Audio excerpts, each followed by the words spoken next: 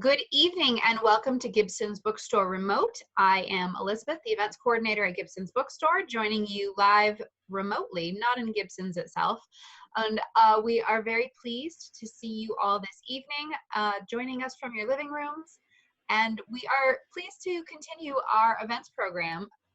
Even though we can't be with each other in person, I'm glad that we can connect this way. We have with us tonight Dan Cesny, who is a New Hampshire author who I have often joked is our most frequent flyer at the events program. I think we've had him more than almost any other author we've hosted events for. We've consistently had events for him year after year after year. And we are very pleased to welcome him for his newest book, You and Me, Reflections on Becoming Your Dad. A note that Gibson's Bookstore's events program is sustained by book sales. So if you would like to order a copy of Dan's book, we have signed copies in the store available for shipment or curbside pickup. We are doing shopping by appointment right now. I'm going to toss a link to order the book right into our chat. If you guys have questions for Dan throughout the event, feel free to toss them in the chat and I will keep an eye out for them to bring to Dan's attention. But for now, I would like to hear from you, Dan. Tell me about You and Me. Thank you. Thanks, Elizabeth. Thank you, Gibson's. Thank you, Michael, and the whole staff at Gibson's. You have launched every single one of my books.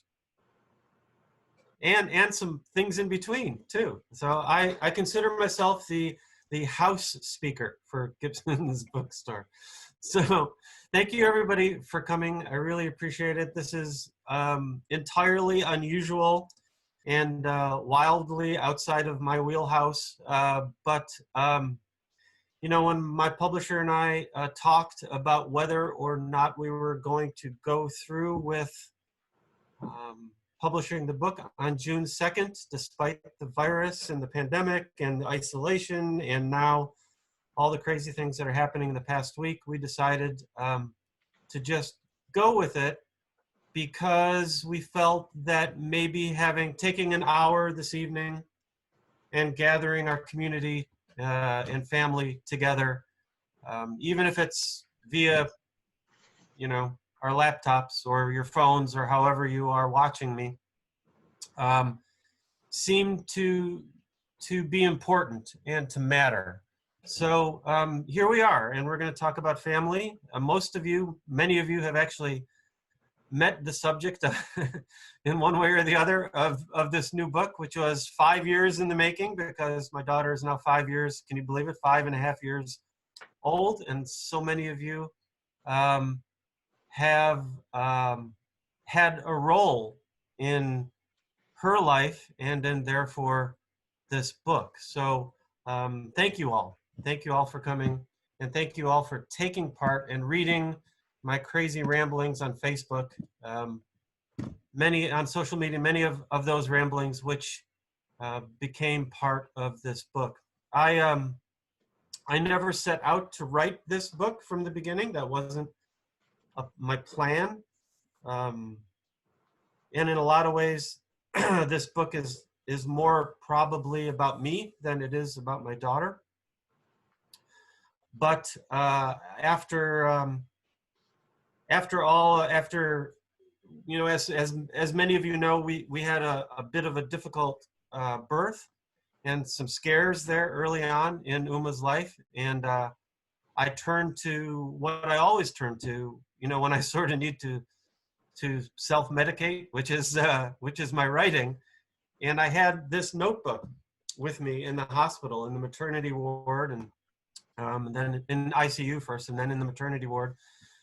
We spent almost a week and a half in the maternity ward after Uma's birth, which I think is probably a record.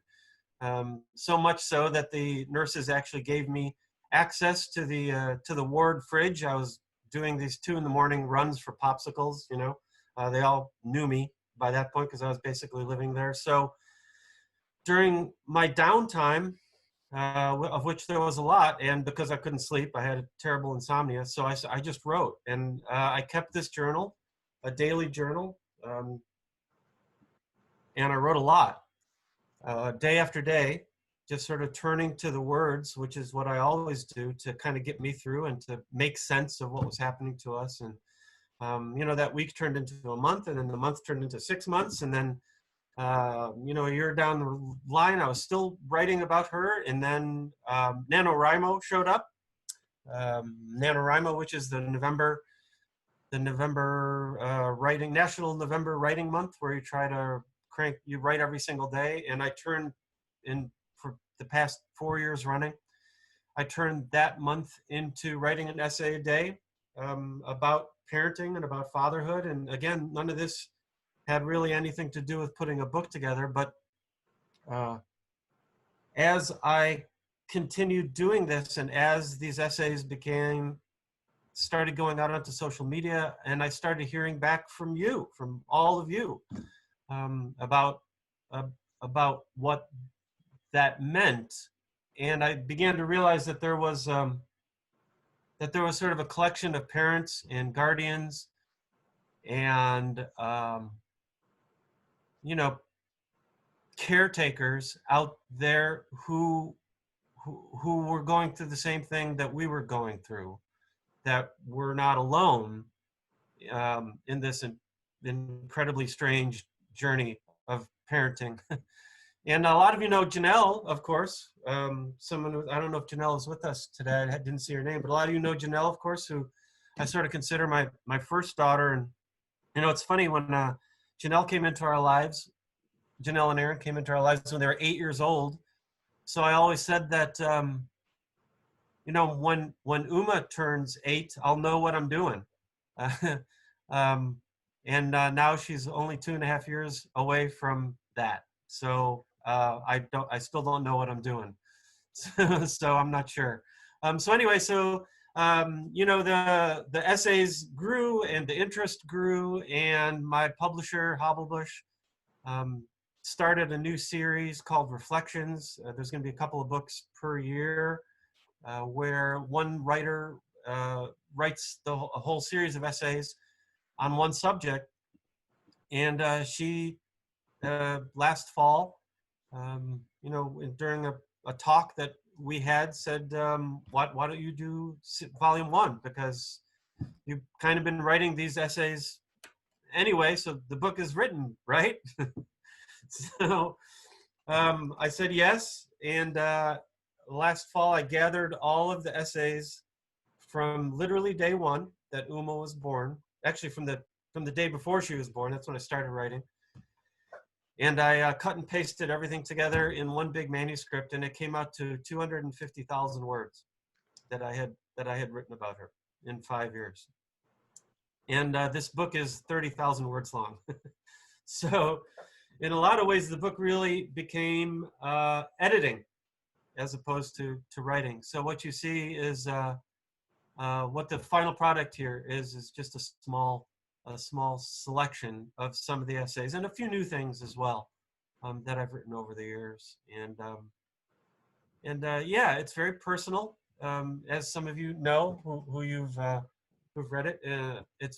Some of it is very raw, and I'm really proud of it. I didn't hold back at all.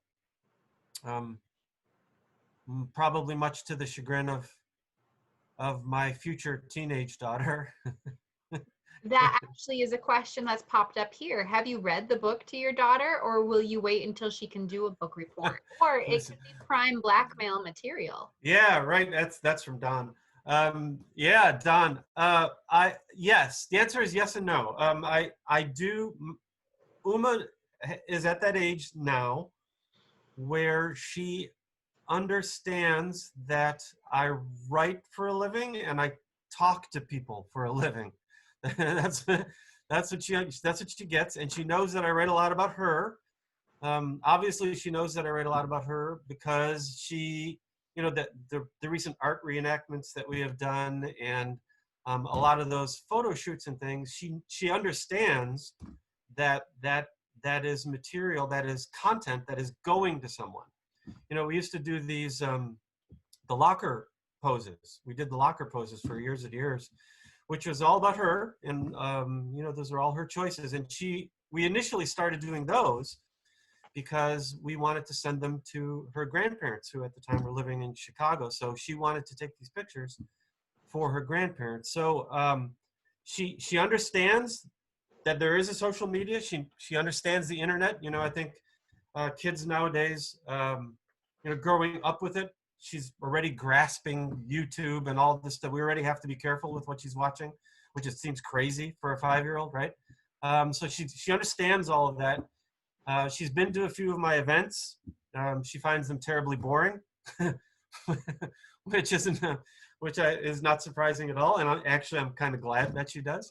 But she loves going on hikes. You know, she knows that I write about the hikes. She knows that I have been writing this book. She knows that this new book is about her. And there are some passages and so forth, some things that I have read to her, but it's not kids writing, right? So, oftentimes I'll read a passage to her mother, and Uma will be there, and she'll ask a few questions. You know, things like, did you include, did you talk about Frozen? Or where do you write about pizza? Things like that she'll ask me. But fair questions. Yeah, right, exactly. But it's pretty standard. At this point, it's pretty standard sort of 5-year-old, a 5-year-old understanding of what I'm doing.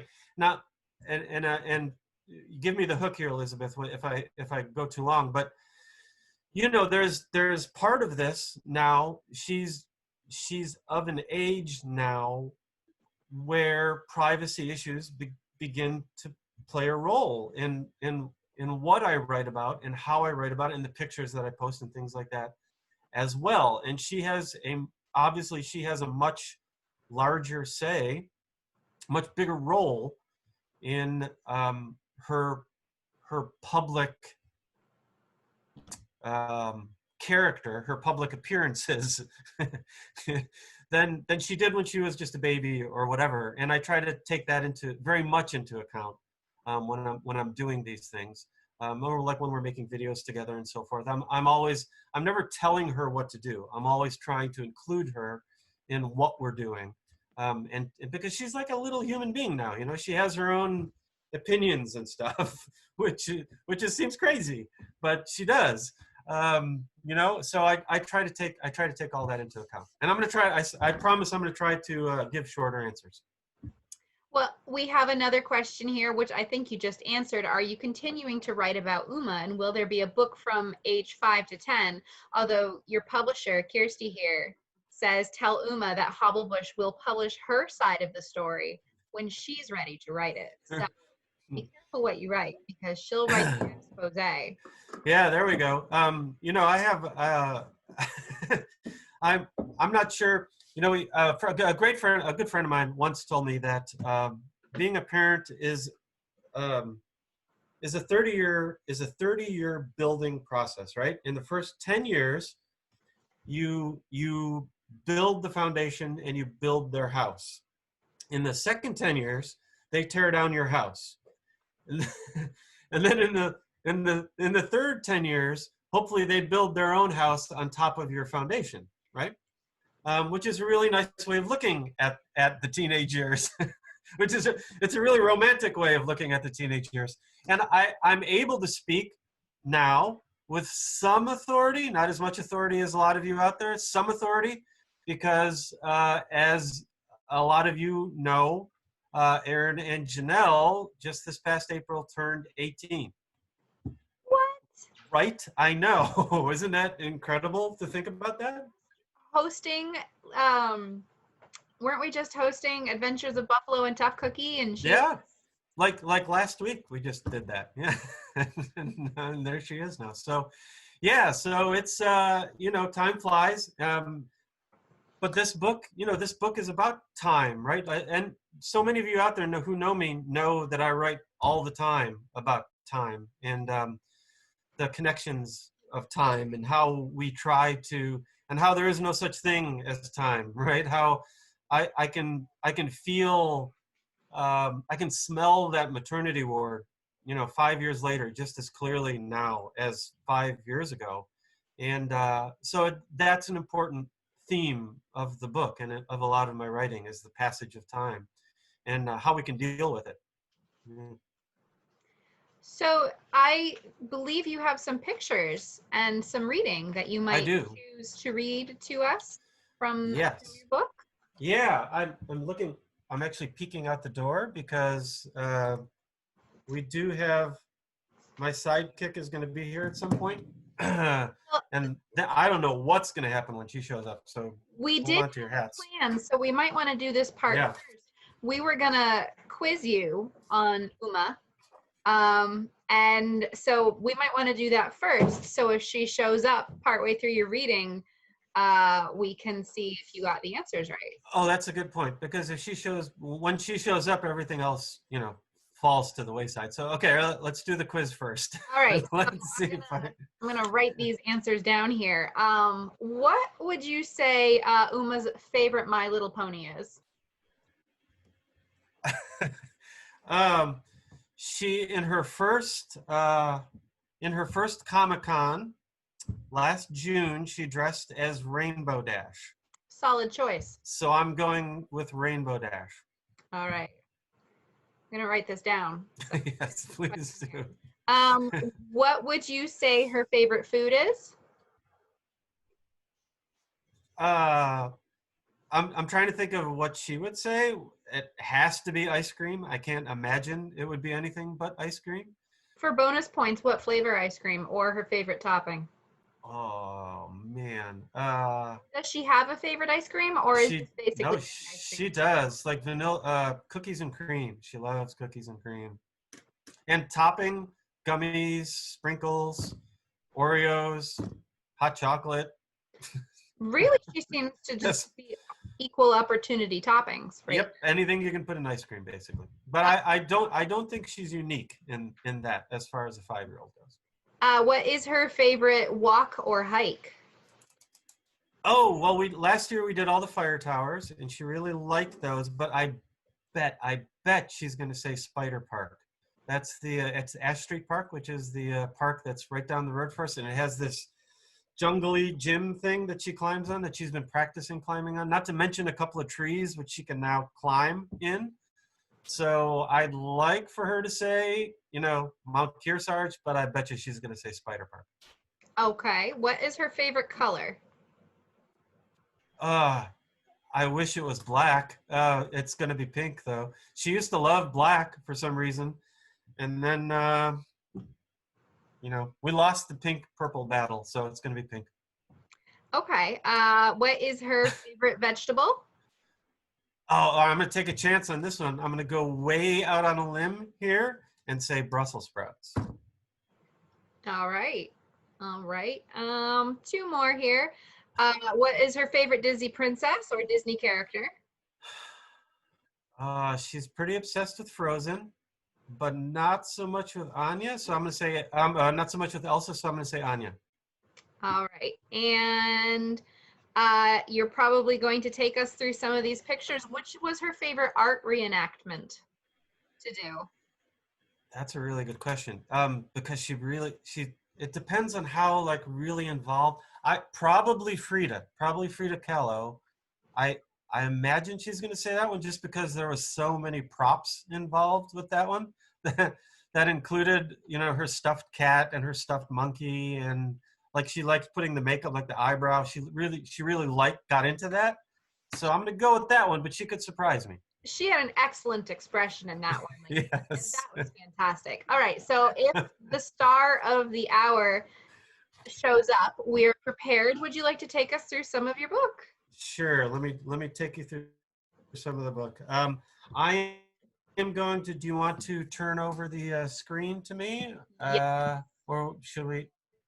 I guess we can answer some questions later. But right now, let's see if I can. Oh, there we go. Okay, I'm going to. And you tell me, Elizabeth, when I bring this up, can you see her baby picture with the blanket behind her? I do. Yes.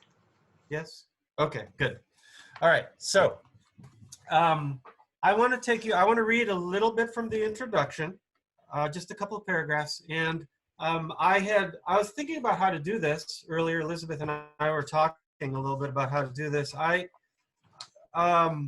normally, you know, if I was giving a presentation, I would give a multimedia presentation. I would show slides and film and things like that. And I thought, well, I should still do that because, you know, none of you out there want to be sitting in your office at your desk watching me talk. You'd probably all rather see pictures of her. So I'm going to read a little bit from the introduction as I take you through a little bit of a slideshow, a short slideshow, basically starting from the beginning of her life. This picture is day 5, if I'm not mistaken. I think it's day 5.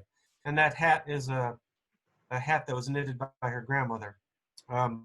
So we're going to begin with that. I'm going to do a little bit of a reading from the intro, and then we can take a little pause, and I can read a little bit more later on. How does that sound? Sounds good to me. Okay. So here's a little bit from the introduction. So I talked a little bit about, you know, how I started doing this and posting things on social media and how that began to take off. So I'll just sort of, I will start from there. Through the words, I began to see a collection of parents and guardians and family forming that had the same questions about life, the same sense of something bigger than themselves, filtered through the everyday work of diapers and teething, filtered through the pain of scraped knees and broken bones. That was her first mohawk right there, by the way. This is her first professional photo shoot, I would add. This is in the mall. She was 6 months old here, I want to say. Talk about a natural, huh? Writing about the wonders and agony of parenting became a way for me to channel my own creativity toward questions I've long held about philosophy and spirituality, and indeed our role in our own lives and in the lives of others. Parenting became a sort of religion, and I became an eager student. When she was 10 months old, we grabbed her grandparents, and the 4 of us spent a month in India and Istanbul and Nepal. And this is a shot of the 3 of us in front of the Blue Mosque in Istanbul. She was 10 months old in this picture. I wrote directly to my daughter, like an epistolary novel, to her about her life. We became parents at an older age, and someday, maybe she'll be able to hear my voice through these letters. And there's her great-grandmother in northern India. As time went on, the passages became longer and more complex. As she grew and changed and learned, so did I. The questions became deeper, the answers less certain. And a critical understanding of my role in her life, and by association, my life, began to emerge. That I had to become content with not knowing things, and with finding joy and awe in the glorious mess of parenting, where the next day, sometimes the next minute, offers yet another unknown, where there is rarely a roadmap. I came to look forward to these bouts of not knowing, excited, in fact, about the next thing to learn, the next tidal wave of organic information, accepting that the next day will bring yet another challenge and that I couldn't possibly predict what that would be, became calming, in fact, like the purest form of mindfulness. This was the ultimate way of living life in the moment. So that's a little bit from the introduction. You can see her getting older and older. She's a very curious kid. And there we are at the summit of Mount Washington. And somebody has just walked into my office. Hold on, let me stop share here. Hold on a second. Hold on, kiddo. All right, come on. Come here. Up. Let me unplug here. Hi, everybody. Hi. Let's push this a little closer to us. There. Say hi to Miss Elizabeth. Do you know who Miss Elizabeth is? Miss Elizabeth. Oh, how do you like my quarantine hairdo, by the way? Miss Elizabeth. Miss Elizabeth is the lady who made the masks for you. Remember we went for a ride? Elizabeth. You're welcome. And I want you to know, Uma, I now have frozen fabric with Anna and Elsa, but no Olaf or Sven. Well, Anna or an Elsa mask? So there's all these people saying hello to you, Uma, and we have some questions for you. Yeah, are you ready for some questions? You better get these, make it good, okay? We asked your father about some of your favorite things, and we're going to see if he got it right. We're going to test him to see if he was right about you. Are you ready? Ready? All right, Uma, who's your favorite My Little Pony? Princess Celestia. Princess Celestia of Equestria? All right. I said Rainbow Dash. Darn it, I'm 0 for 1. Okay. All right. What is your favorite food? Savory ice cream with rainbow sprinkles. Ooh, he got that right. He said ice cream and he said rainbow sprinkles. So you get 2 points for that, Dan. Right. Woohoo. All right. Which is your favorite walk or hike to take with your family? Hike. You know what, where do you like hiking or walking the most? A certain park or mountain? Hike. Which park? At Isla's house. Oh, going to Isla's house, her friend, down the street. Because she has a swing. Did you hear that? Because she has swings? Because she has a swing, yeah. Oh, and she has a hanging bar and a little thing that goes like this. That's pretty cool. And honestly, if I had to choose, that would be my favorite walk too. All right. And Uma, what's your favorite color? Golden. Orange? What color? Golden. Golden, she said. Because do you know there's a thing that's called the golden hatchimal? I don't know that one. Explain what that is. The golden hatchimal is a hatchimal that's golden. If you ever find it, you know how to find it because the egg cell is golden. Solid clue there. So, all right. You know what I said pink. I thought it was going to be pink, but now you've changed it to golden. This is brand new. Okay. What's your favorite vegetable? Green pepper. All right. What is the name of your Care Bear? What? What's Your the name Care Bear. Does it have a name? Violet. Good answer. What is your favorite Disney princess? Ariel. Ariel. All right. That was my favorite one too. And I could still probably sing all of the songs from The Little Mermaid even now. And so the art pictures that you and your father did together, which one of those was your favorite to do? Frida. Oh, say it so here. Frida. Oh, thank goodness. All right. So, Dan, I got a couple right. let's see. How many of those? You got 3 points. I got 3 points. Well done. But you surprised me a lot on some of those. All right, Uma, I have one question for you. What kind of animal would you like to be if you could turn into an animal? A kitty. I thought it would be that. Do you have a new kitty? Yes. What is Kitty's name? Lavender, Sweet Pea, Rose, Lightning, Thunder. Did you hear all of that? Lavender, Sweet Pea, Rosemary. Lavender. Go ahead. Lavender, Sweet Pea, Rose, Lightning, Thunder. Rose, Lightning, Thunder. Lavender, Sweet Pea, Rose, Lightning, Thunder. Wait, hold. What's that acronym? Lavender, Sweet Pea, Rose, Lightning, Thunder. Huh? Well, there's no vowel in there. We're gonna have to rename that. Yeah. So and we can't just. By the way, we can't just call it lavender. We have to call it the entire name, right? Yeah, and Mommy just calls her cat. I mean, that's a solid technique right there. So. Well, thank you, Uma.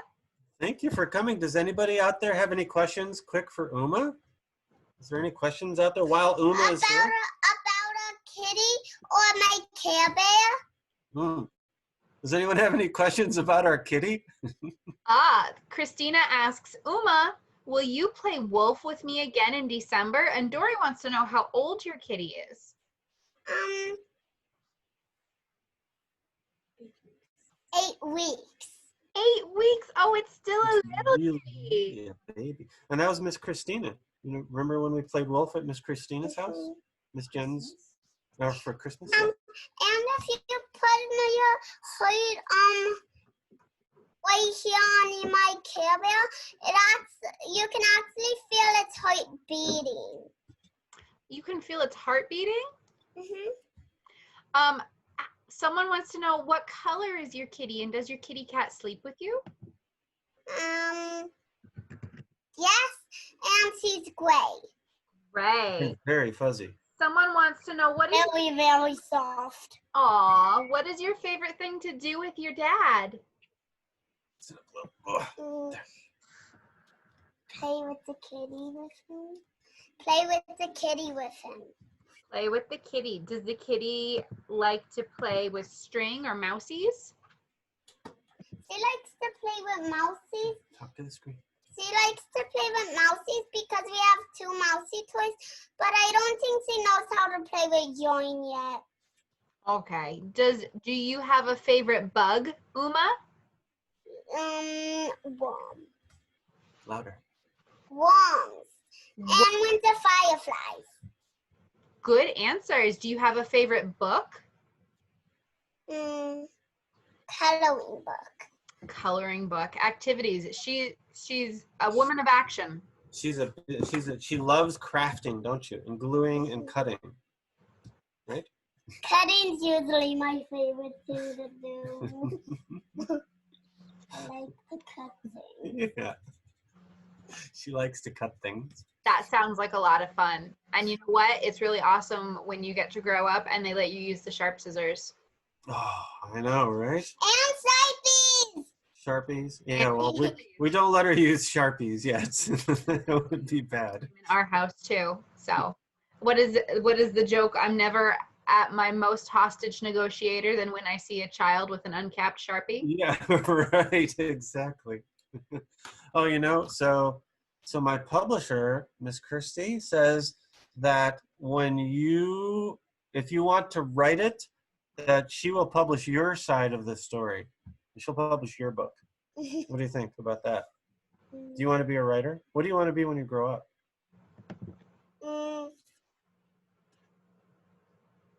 A judge for baking, a swimmer, and arts and crafter.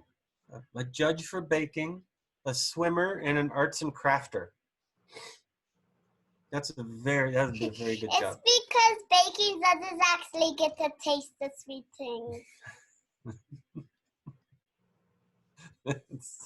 That's a really good answer. Do you know that? I cannot fault that logic at all. I love this. All right. This has been the best event ever. Isn't this been super duper awesome? Yeah. Yeah. So, okay. So, how about one more question, Miss Elizabeth? Does anyone have one more question for Uma before she goes? What's your favorite thing? Gosh.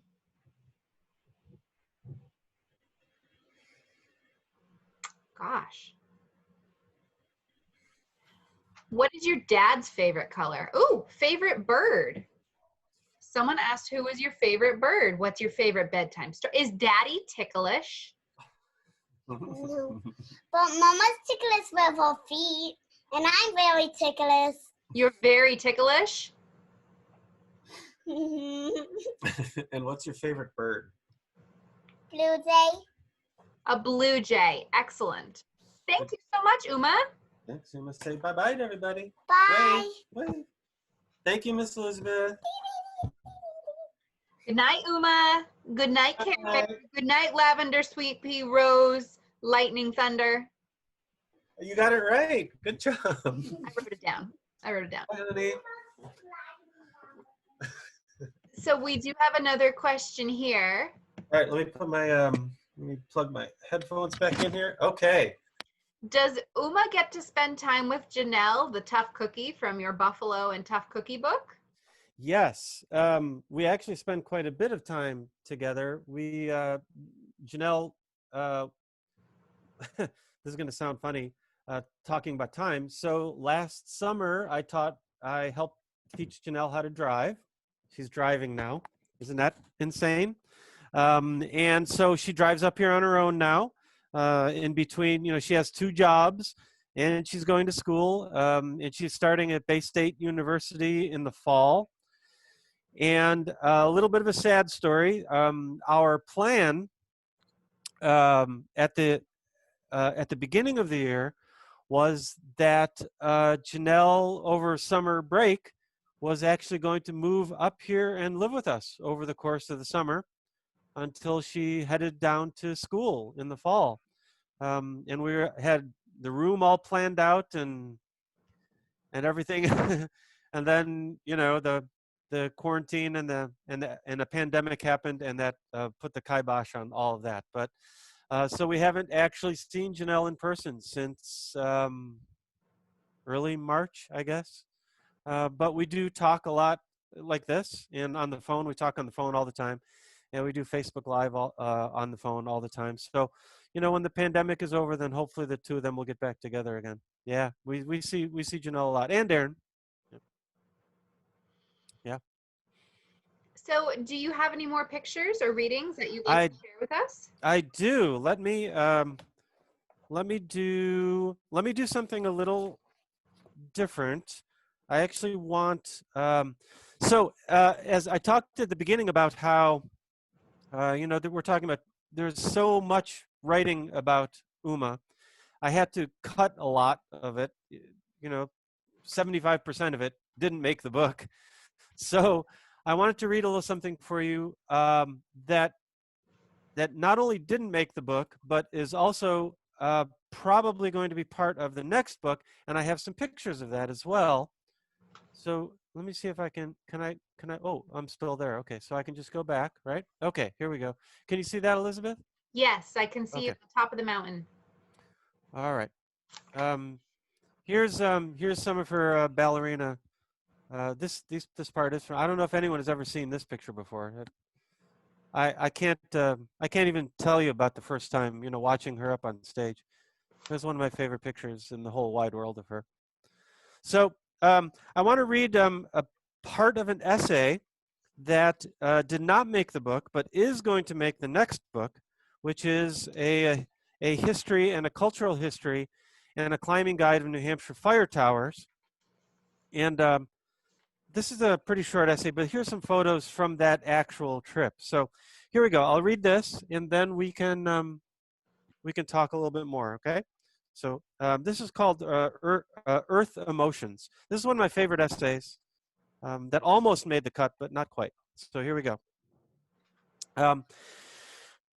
We are deep into our hike up South Pawtuckaway Mountain, no longer summer and not yet fall. When you pause in mid-stride, bend over and rummage through a pile of leaves, branches, and stones. I pause as well, as I always do when you get some notion in your head and watch you work.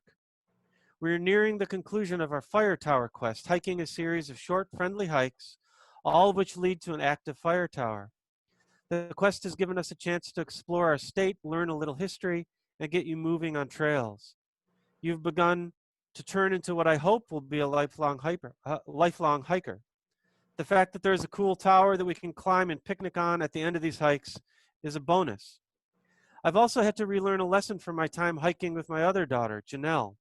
Slow down. Everything here seems to fascinate you. Every tiny stone, flower, bent branch, mud, footstep, frog, every other hiker, every dog, the clouds themselves, the sound of wind. You ask me question after question, some of such depth that it never even occurred to me that there would be a question. Why is the moon and the sun in the same sky? How much water does a frog drink? How many trees are there?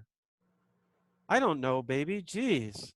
I make a list as we go, and we look these things up later. As I usually do when in nature with a child, I feel woefully deeply clueless.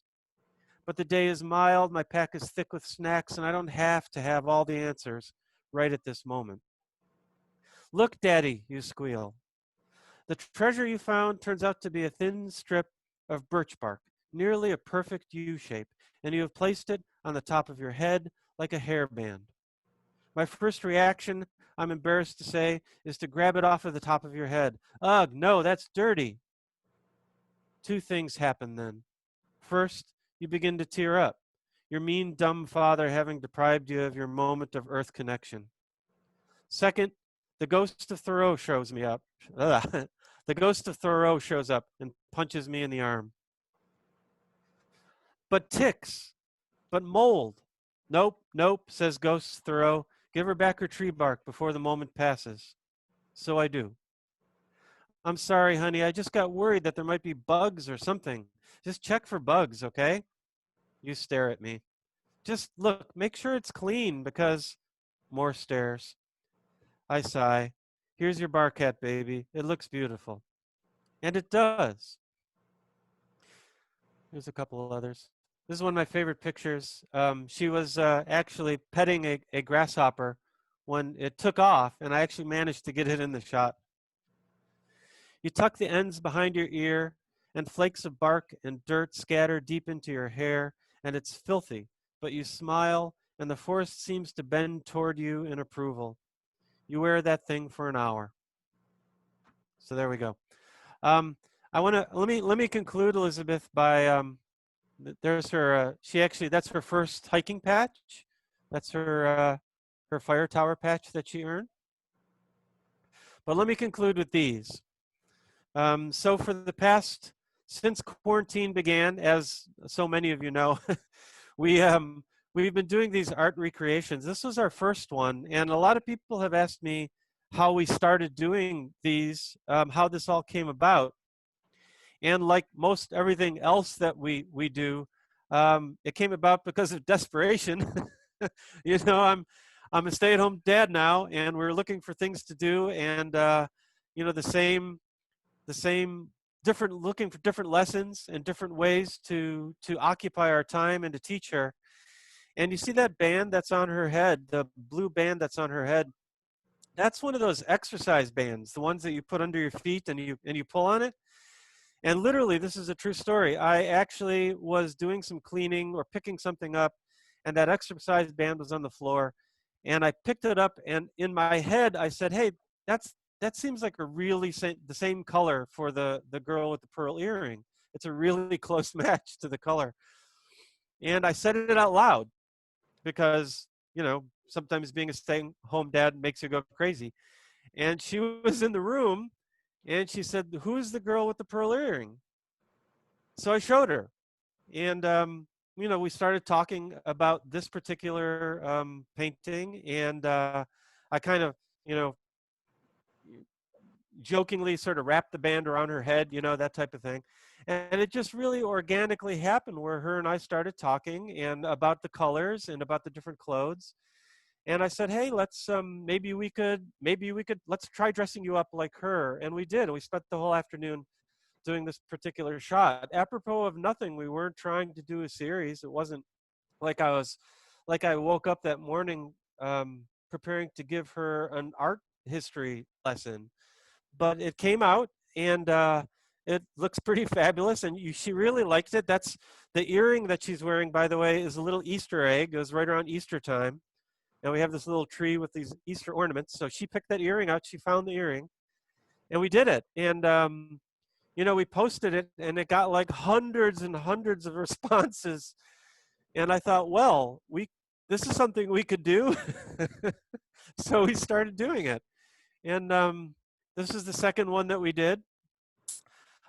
Uma's my aunt, so Uma's great aunt actually worked at Westinghouse during World War II in Buffalo, New York. She worked at Westinghouse. She was, you know, what we would call today a riveter, because he was Rosie the Riveter. Her name was Viola, so Viola the Riveter. So we got to learn a little bit of family history by doing this one too. And this is my favorite.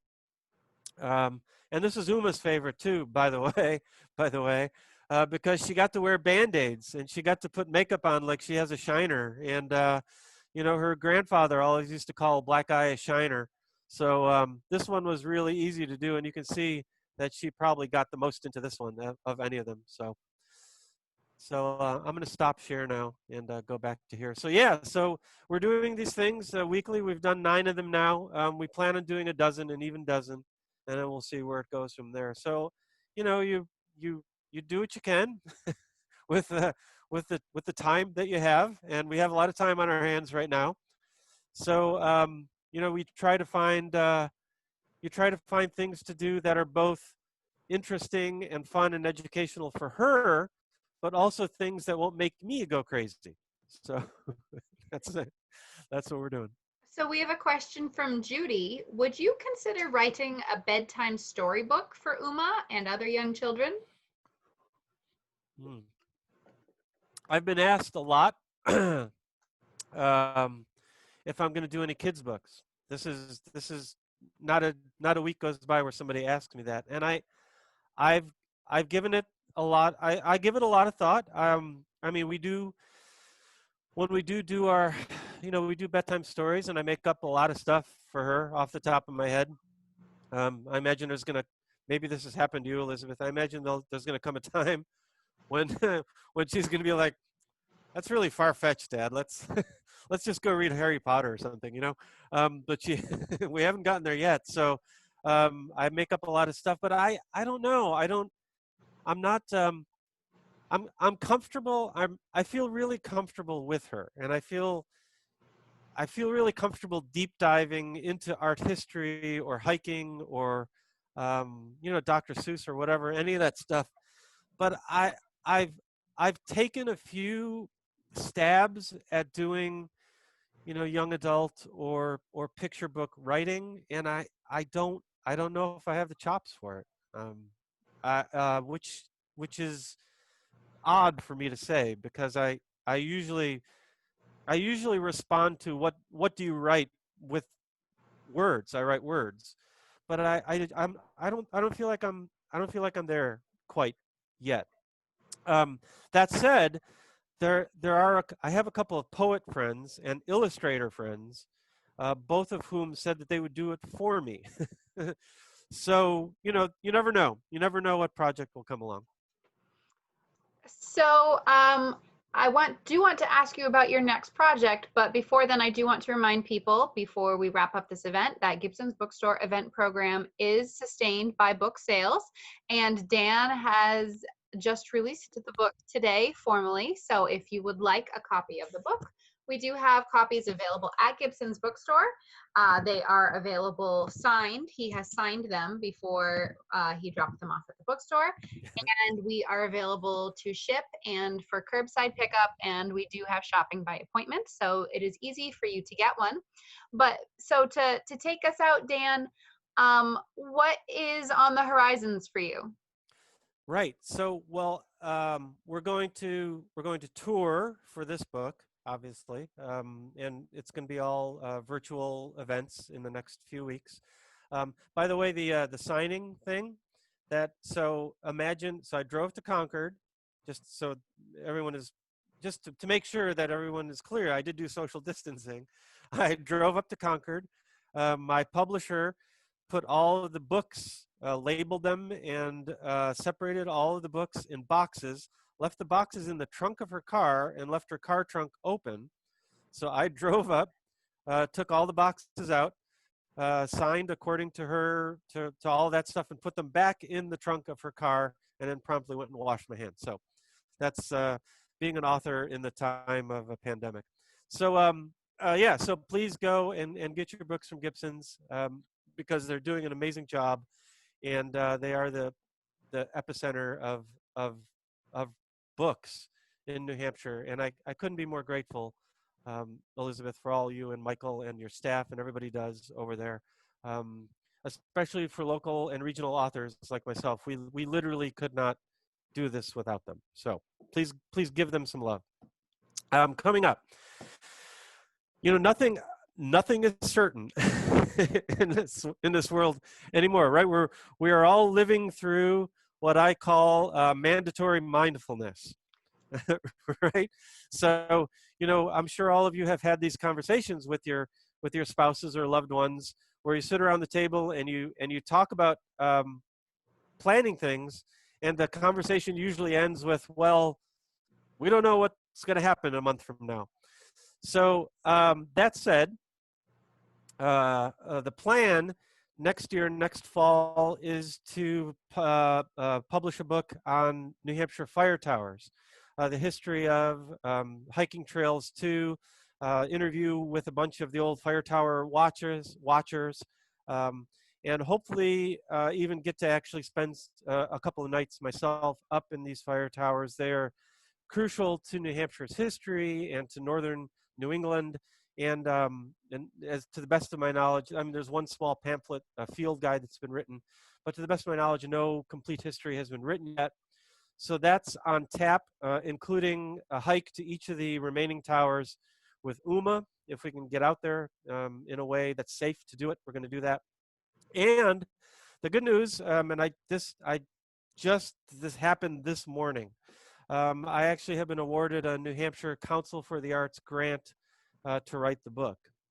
So, that's going to really be helpful to be sponsored by the New Hampshire Council for the Arts and to get that book out. And that's going to come next spring, so 2021. And then spring of 2022, I'm writing a book on the history of World War II on the summit of Mount Washington. World War II on the summit of Mount Washington. So that'll happen. So there's a bunch of things happening. I have a ton of freelance stories that are coming out through Appalachia Journal and AMC and AARP and a bunch of other magazines, because I haven't been able to get in front of an audience, which is sort of my bread and butter. That means my freelancing has had to increase a lot this year. So there's a couple of other anthologies and so forth coming out. But you know me, you just come and throw me a friend like on Facebook and you'll get all of that stuff. So it's going to be busy. I've never been busier. How about you? The funny thing is that I feel like everyone asks me, oh, you must have so much time on your hands. But I feel like I have no time on my hands right now. I feel like people who ask that do not have small children at home. Right. My children are just older and just younger than Uma, and so I relate significantly whenever Dan posts anything about Uma on social media, and I think, yep, that sounds about right. Yeah. So I don't have free time is not a thing. It's not a thing, because all of the things that we would have previously been able to arrange play dates for or outings for the children, we are their sole entertainment right now. Yeah, that's all gone. I think on week 2 of quarantine, we were learning to bake bagels. Right. They needed bread, and I needed them to be busy, so they learned how to knead bread dough that week. I read this something to end this all with, right? We'll end this on a upbeat note, which, and you reminded me of it with what you just said. I read an article a few weeks ago about the series of interviews with people who were children during World War II in places like London and Dresden, and like in these places where some of the worst bombings and most chaos was happening.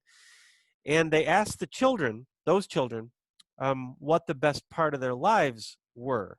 And they all, to a T, said their childhood, despite being in those situations. And the parents, of course, were, stressed and anxious, and it was the most horrible period of their lives. But for the children, it was the best time of their lives, because that's what you said right there exactly, is that they were with their family like 24/7.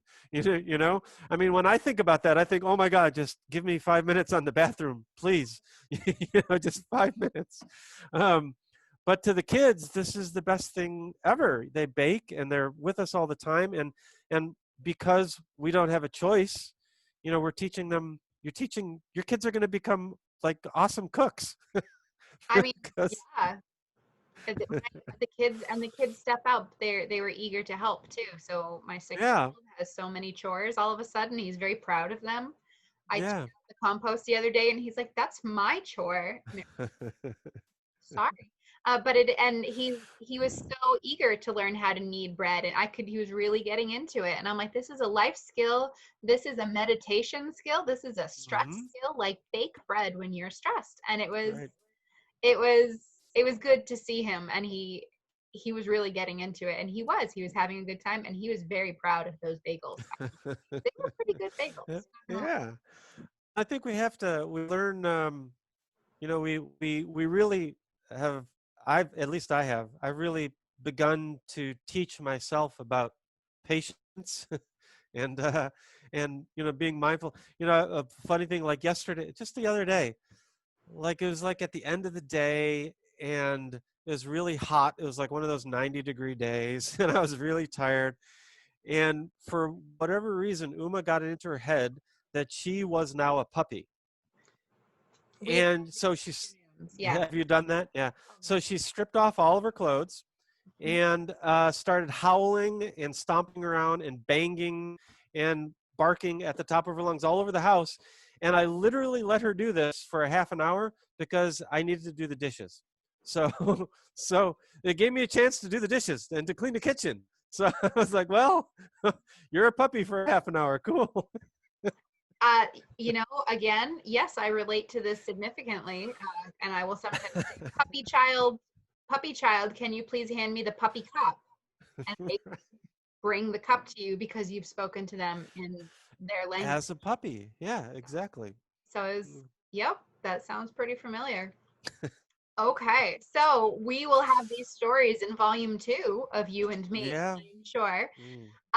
Thank you very much, Dan, for joining us this evening. Thank you, everybody, for joining us. We hope to see you again soon. And thank you so much for watching with us tonight. Good night. Thanks, everybody. Good night.